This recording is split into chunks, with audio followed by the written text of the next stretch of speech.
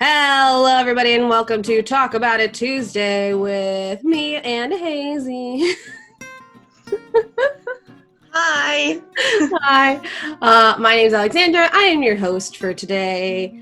What's up? Here on Talk About It Tuesday, we talk about all things improvisation, theater, or just the use of acting in life. I'm really happy to have Mia here today. Mia is one of our players. You might have seen her on, all of the things linked down below because we're going to have not only her personal stuff, but also stuff that she's been in with us. So, Mia, how are you doing? What's up? I'm doing as well as I can be doing. I'm eating my breakfast. It's an English muffin. Delicious. Jelly, honey, or butter? It's actually peanut butter and jelly because my mom says I don't get enough protein in the morning. So, Mia, how did you get started with acting? Tell us a little bit about yourself. Yeah, so when I was a really little kid, my mom wanted an athlete so badly. So she signed me up for sports and she was like, this is what we're going to do. And I was terrible at it. Not good. I couldn't run. I didn't want to do it. I was like, this is not for me. I started playing guitar when I was a little bit younger than I started theater, which I think kind of got me into like the art world. Mm-hmm. I mean, I was also in like art club at school. So like I liked the creativity of it all, but I wasn't like really good at any of it. Like I was like okay at all of it. Yeah. So finally, I think it was right before I started middle school, my mom was like, that's it. You're going to an acting camp. And I was like, I don't want to, but just it was because my mom told me I had to. And I was like, no. Anyway, I loved it. It was amazing. And it was like something just like clicked. Like I got there and I was like, oh, like I'm good at this. I like this. So all through middle school, I did theater. I didn't do it as much in high school because I went to a STEM-based high school, but I still we did a short little show my senior year because I was like, we got to do something.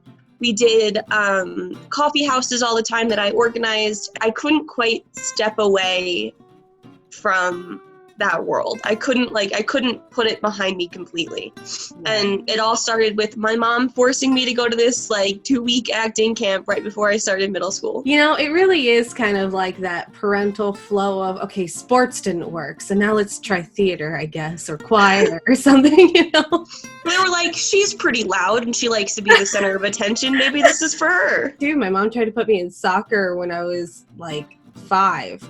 And that's what I started with too. Soccer ends it all for theater kids, I'm telling you. All I did was talk to the other kids, and my coach yelled at me, and I cried, and then I said I didn't want to do it anymore. You got into theater, and how do you feel that it has affected your life? Oh, God. I was actually thinking about this the other night. I think that theater fundamentally speaks to who I am, at my core as a person. Mm-hmm. Just the way the community of theater is with how cooperative it is and how collaborative it is and inclusive and diverse. And it's just there are so many different kinds of people, and you walk in a room and you have no idea, everybody is so different, but everybody still has that, I don't know, the same mentality of they're going to be hardworking, they're going to be creative, they're going to have ideas. It's just it's such a cool group of people to work with. As far as how it's changed me as a person, I just I literally do not know who I would be or what I would be doing right now if I wasn't doing theater. If my freshman year of college I hadn't had a music teacher as the teacher for one of my classes who was go to this meet and greet, and I went to the meet and greet and I met Dan and I was like, hi, and he was like, we own you now, and I was like, oh, okay. I don't know what I would be doing right now. And that's how it went with all of it. So me and I worked in the shop at Nova Southeastern University for their theater program. So we would build sets, and that's exactly how it goes. Dan Geldman, who's one of the most amazing professors over there. I got Margaret. You got Margaret too, right? A little bit of Margaret? No, Margaret left the year before I got there. Dan and Margaret, for me at least, were mom and dad, right? So they go, okay, now that you work here, we own you.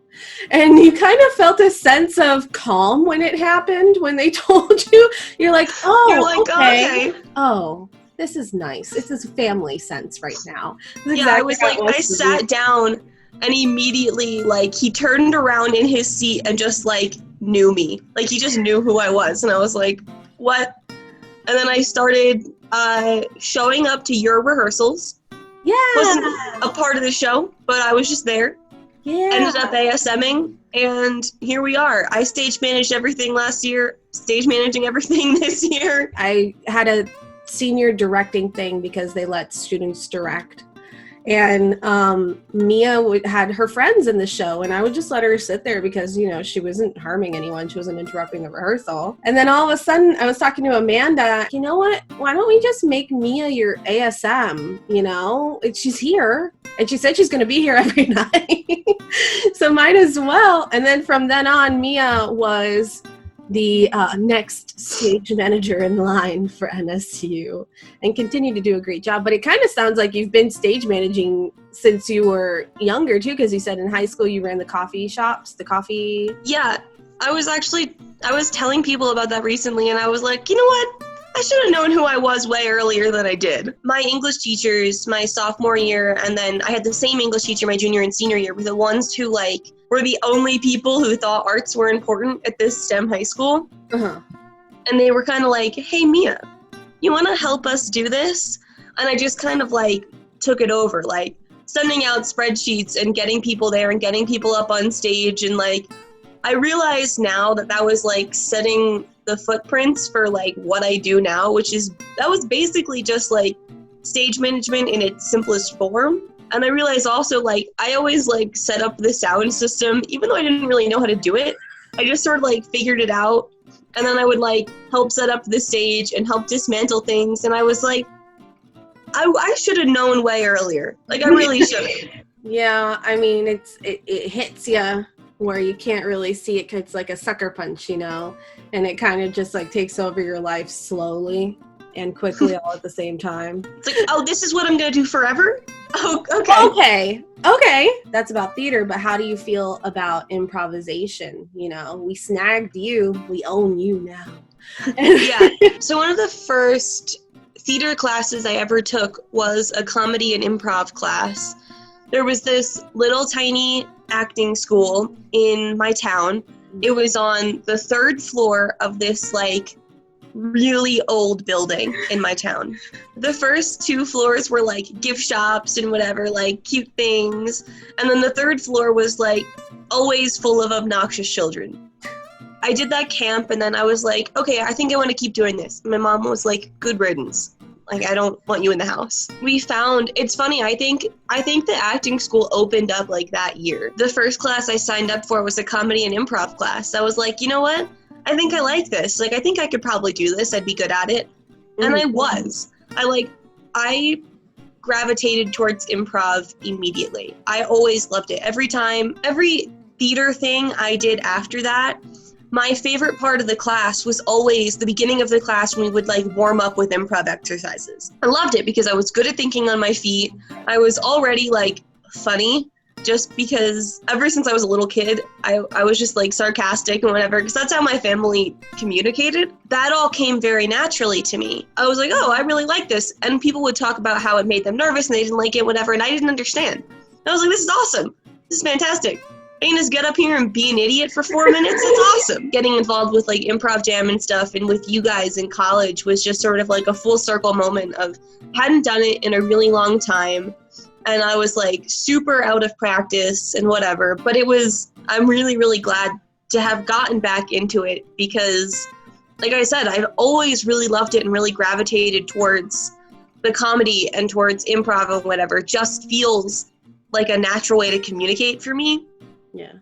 I feel like that's how it kind of went for all of us. I remember my senior seminar, I had, you know, the mentors up there. So I had Ed, Dan, Bill, Mark, you know, all of them. And I said, you know, I wouldn't be here today if I didn't find the program.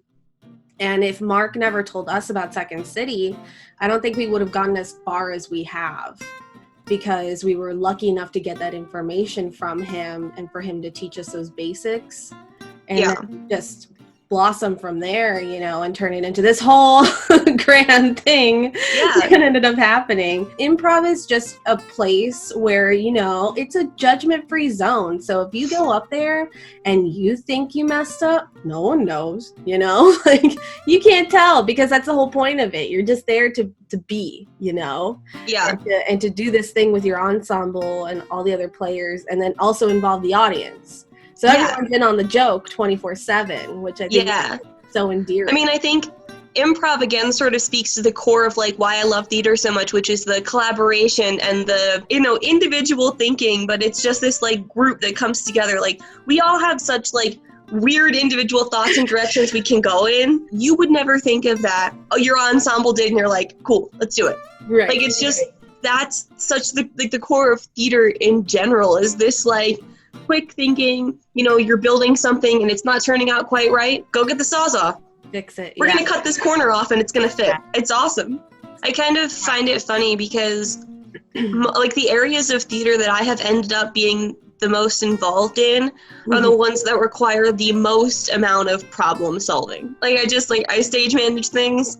And that's just solving everybody else's problems for 3 months. I mean, that's exactly what it is. You have to be a very organized person. You have to be on top of things. And you also have to be a therapist in between, you know? Yeah.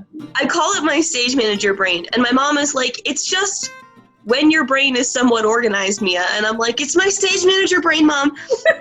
So, like, I feel like I even told Dan, again, recently, we're working on sort of a radio play style thing for this semester that I'm helping him with. Right. And he literally, like, he sent me an email maybe 2.5 weeks ago, just, like, out of the blue. Hey, can we get this poster designed, like, to someone else, just so I knew what was going on. And I sent him a text, and I was like, I just felt myself snap into stage manager mode. Give me a task right now. I'm like, suddenly I need to, like, the only thing that I have, like, truly in line is, like, my files on my computer about the show. I've got spreadsheets on everybody in the show. I know everything about them. I've got their class schedule down. Like, I know where they are and what they're doing at all times. I don't know. I think you kind of saw bits and pieces of it when I was working on Improv Jam with you guys, but I was like, all right, time to organize this. Everybody on stage, shut up right now. Angelica and I will go into NSU's Improv Jam, you know, after we graduated from there, and just, you know, kind of mentor and then host so that they have more time to play and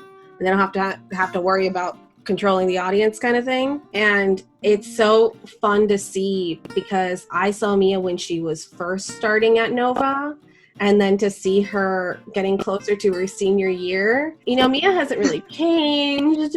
It's not like her personality is different. She just has a little bit more control of them because they understand her now. We were talking about Amanda Holtzman, who was the stage, like, really the first stage manager that I ever worked with. And I was talking to Dan about it. The first show that I stage managed was Little Shop of Horrors, my sophomore year.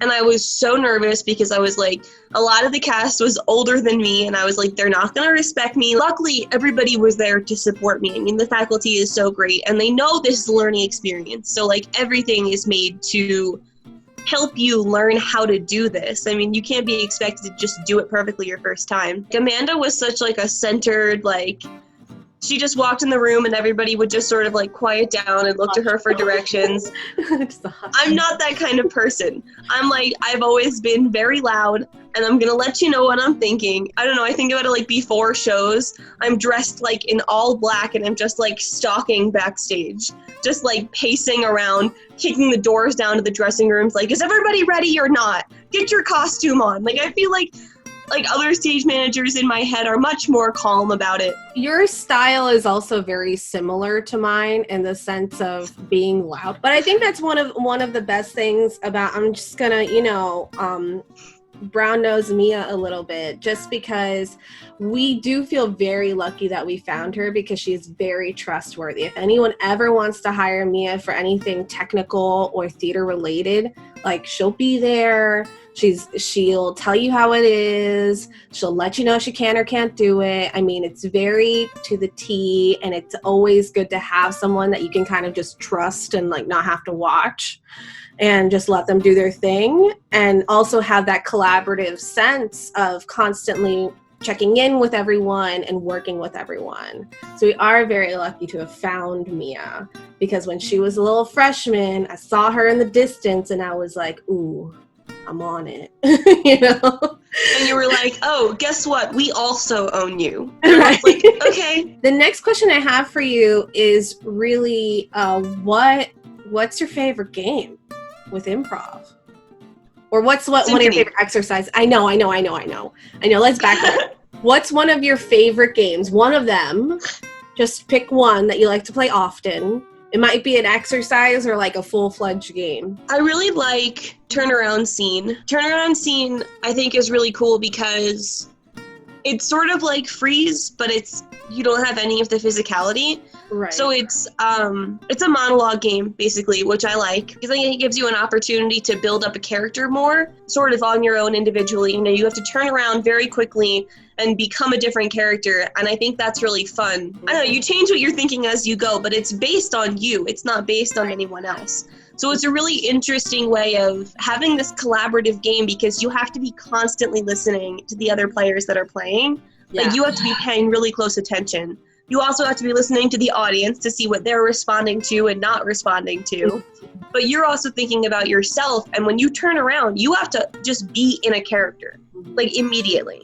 There's no, okay, that like we'll start off with a couple lines and then we'll find out where we're going together. You know, we're gonna go on this ride, we're gonna figure it out. No, it's like there's no ride, there's no figuring it out. You just gotta do it. You gotta make a choice and go for it, which I really like. I think it's different than a lot of other games. And I think too, like, it's a little bit more long form as well, which is interesting because you can tell more of a story. And it's not just quick one-liners, it's everybody gets a chance to tell their own story, which I think can be really interesting. You can get a really wide range of characters and archetypes and stuff just within this small little game, which I really like. Mm-hmm. But of course, I mean, as we all know, my all-time favorite game is Symphony. I mean, it's so fitting. It's just so fitting for our personalities, at least. Just, you know, that very outgoing, loud personality. I would like to ask you, if I saw you across the street, I was like, "Who's that girl?" What would I not be able to tell just by looking at you? I tend to have resting bitch face, just a little bit. So I think walking around, people are like, "Oh, she's miserable, or she's mean, or she's angry." And you know what? Maybe I am.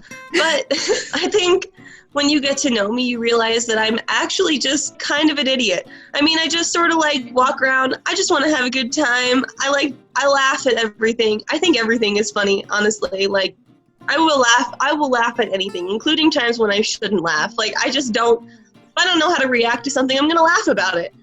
And I think that's one of my biggest traits. I love to laugh. I love to have fun. I am a very outgoing, like, I don't know if I'm nice, but like, I can be.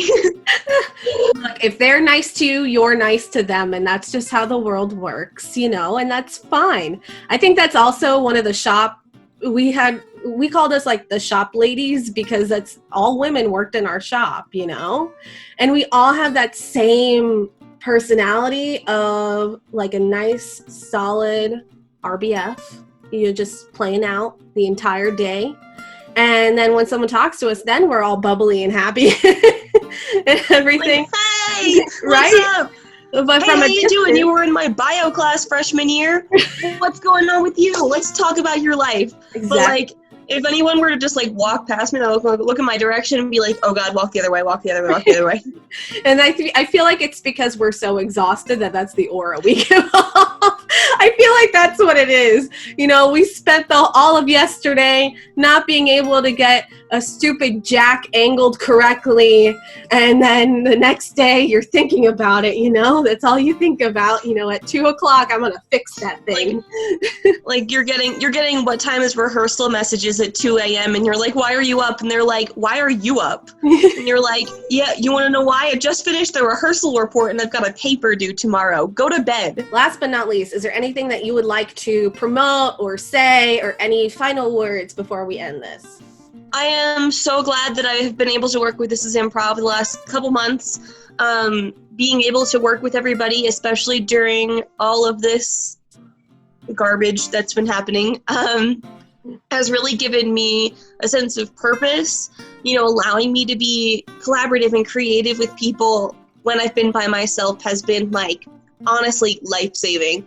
You know, it's such an amazing experience to be able to, you know, you're sitting in your house, you're by yourself, you've got no one, and then you log onto a Zoom and suddenly you get to do improv games with like 6 of your favorite people. Like, it's so great. So I'm so lucky to be able to have worked with them as well.